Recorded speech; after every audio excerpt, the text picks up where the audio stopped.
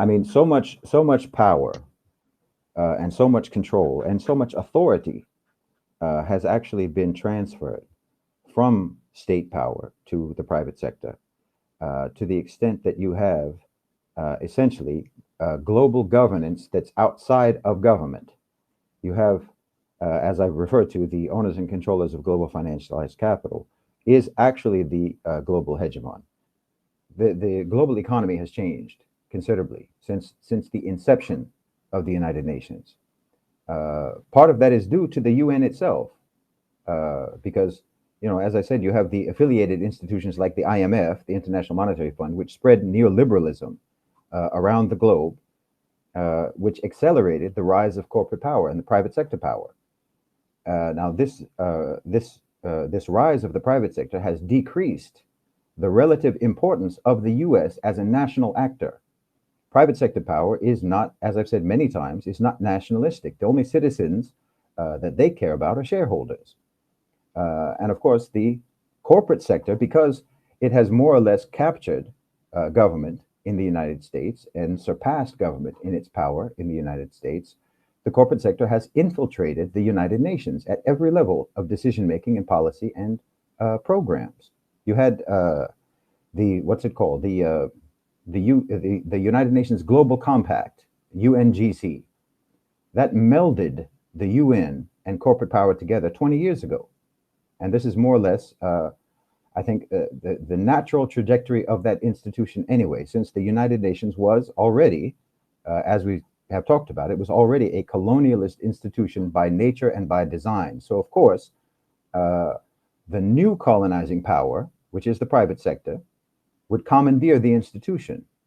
So the UN Global Compacts, they have something called the Business Leaders Platform, which provides a direct link or a direct line of communication between major companies and the United Nations Secretary General, and it allows them to shape the UN's agenda and priorities. And this is explicit; it's clear. That's not conspiracy theory. There's something like 80 UNGC chapters worldwide, which are completely dominated by corporate interests.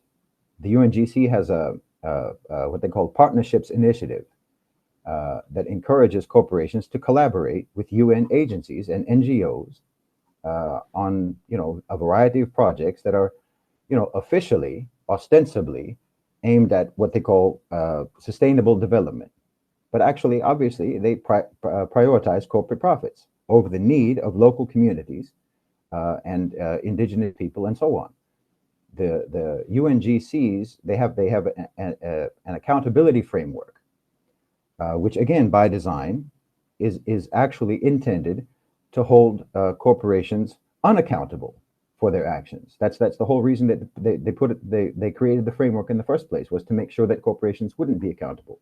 So this is as a direct result of the way the United States has run its economy, because the United States is the most powerful member of the United Nations, and the most powerful force in the United States is corporate power and the private sector. So, of course, they have now infiltrated the United Nations, and they have considerable power and control within that organization. And this relates to why you see these peculiar interpretations of the Universal Declaration of Human Rights, and why they want these things to be implemented, or rather imposed on all of the member states, because they want to